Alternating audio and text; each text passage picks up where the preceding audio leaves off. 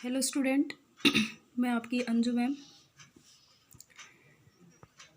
Class 9th science का chapter number 1 हमारे आसपास के पदार्थ। आज अपन इसके बारे में थोड़ी चर्चा करेंगे। ये मैं नोट्स बना रही हूँ। सारे बच्चे ये पिक भेज दूँगी। सारे बच्चे अपनी नोटबुक के अंदर सुंदर सुंदर हैंडराइटिंग में सारे नोट्स बनाते रहेंगे साथ साथ में, ठीक है। और साथ साथ में इनको थोड़ा पढ़ते भी रहेंगे। हमारे आसपास के पदार्थ क्या होता है, सबसे पहले अपने को ये पता होना चाहिए कि पदार्थ होता क्या है। तो ऐसी वस्तुएं जिनका द्रव्यमान होता है तथा जो स्थान घेरती हैं पदार्थ कहलाती हैं। मतलब ऐसी कोई भी वस्तु ले लो आप, जिनका कुछ ना कुछ द्रव्यमान होता है और जो कोई ना कोई स्थान घेरती हैं। साइंस में इसको बोलते हैं आयतन। मतलब जिनका कुछ ना कुछ आयतन होता है, कुछ ना कुछ द्रव्यमान होता है, वो सारे क्या कहलाते हैं? पदार्थ कहलाते हैं। पदार्थ जो होते हैं वो कणों से मिलकर बने हुए होते हैं और ये कण इतने छोटे होते हैं कि हम इसकी कल्पना भी नहीं कर सकते।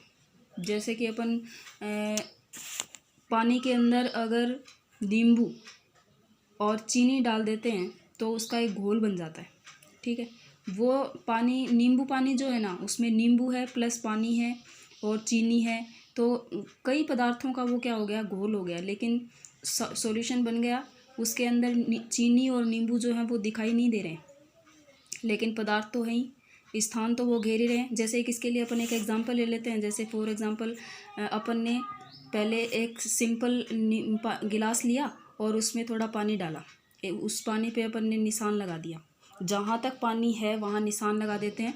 उसके बाद उसमें नींबू और चीनी डालते हैं या नींबू रहने तो चीनी डालते हैं। चीनी डालने के बाद में उसको क्या कर देते हैं? बिल्कुल मिला देते हैं। मिला देने के बाद चीनी क्या हो जाती है? उसमें घुल जाती है। घुल जाने के बाद में आप उस पानी का, जहाँ पे अपन ने निशान लगाया था ना, वहाँ से देखना है अपने को कि पानी ऊपर जाता है या नहीं जाता है। तो आप ये देखते हैं कि पानी है उसकी मात्रा थोड़ी सी ऊपर बढ़ जाती है। इसका मतलब चीनी जो है अपन ने डाली, उसकी वजह से उसका स्थान, जो उस चीनी है उसने उस पानी के अंदर अपना स्थान ग्रहण किया और क्या हो गया? पानी का जो पॉइंट जो अपन ने पहले निशान लगाया था वो उससे थोड़ा ऊपर अपने को देखने को मिलता है। तो पदार्थ क्या होते हैं? आपको सिंपल डेफिनेशन याद रखनी है। ऐसी वस्तुएं जिसका द्रव्यमान भी होता है और जो स्थान भी घेरती हैं, वो सारे क्या कहलाते हैं? पदार्थ कहलाते हैं।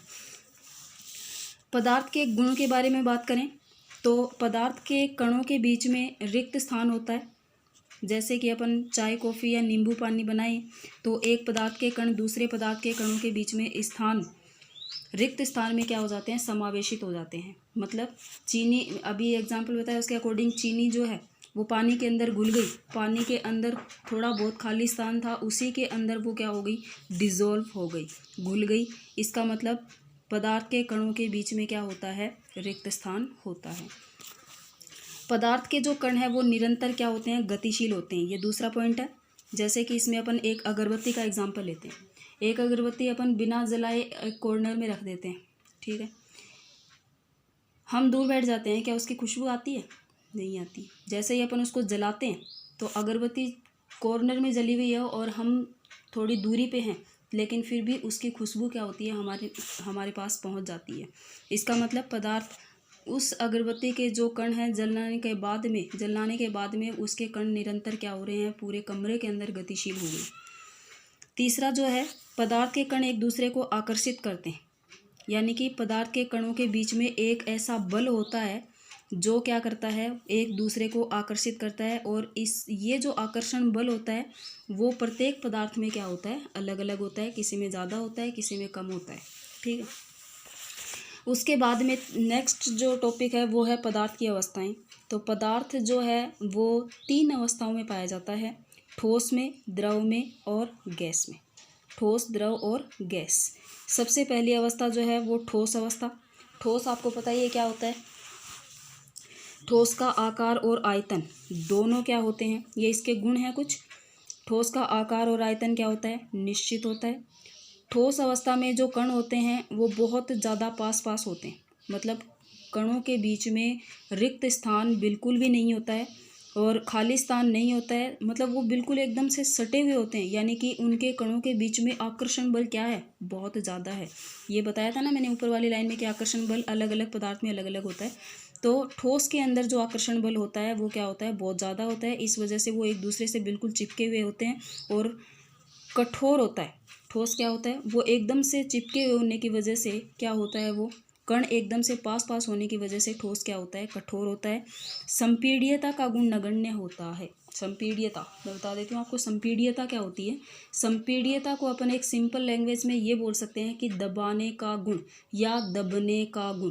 कोई भी ठोस चीज़ होती है ना, उसको अपन दबाते हैं, क्या वो दबती है, क्या नहीं दबती ना। इसका मतलब उसमें संपीड्यता, संपीड्यता क्या है, दबने का गुण, उसमें दबने का गुण बिल्कुल भी नहीं है। यानी कि ठोस के अंदर संपीड्यता क्या है, नगण्य है। ये एक इम्पोर्टेंट लाइन है, आपको याद रखनी है, ठीक है। उसके बाद में आती है द्रव अवस्था।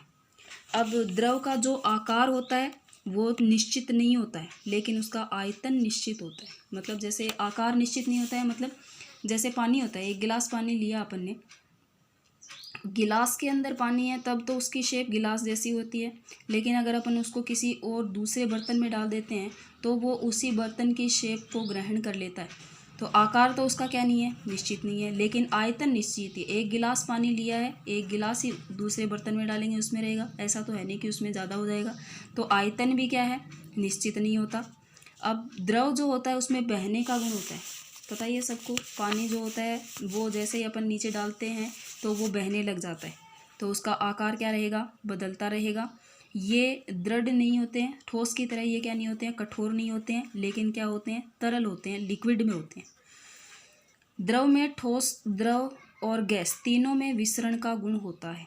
मतलब पानी जो है वो तीनों में क्या कर सकता है, विसरण कर सकता है, घूम सकता है। जैसे कि गैस के अंदर कैसे विसरण होता है उसमें, अब जल द्रव के अंदर जो है ऑक्सीजन, पानी जो, पानी के अंदर जो जीव जंतु रहते हैं ना, मछली रहती है, मछली सांस लेती है, कैसे सांस लेती है, पानी के अंदर ही सांस लेती है। वो पानी के अंदर क्या घुली हुई है, ऑक्सीजन घुली हुई है।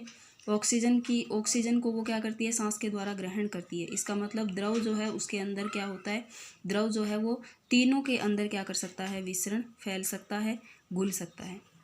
ठोस की अपेक्षा द्रव के कणों में क्या होता है, रिक्त स्थान ज़्यादा होता है। यानी कि ठोस में तो मैंने बताया था कि बिल्कुल पास पास होते हैं सारे कण, लेकिन द्रव में कणों के बीच में क्या होता है, ठोस की अपेक्षा क्या होता है, स्थान अधिक होता है।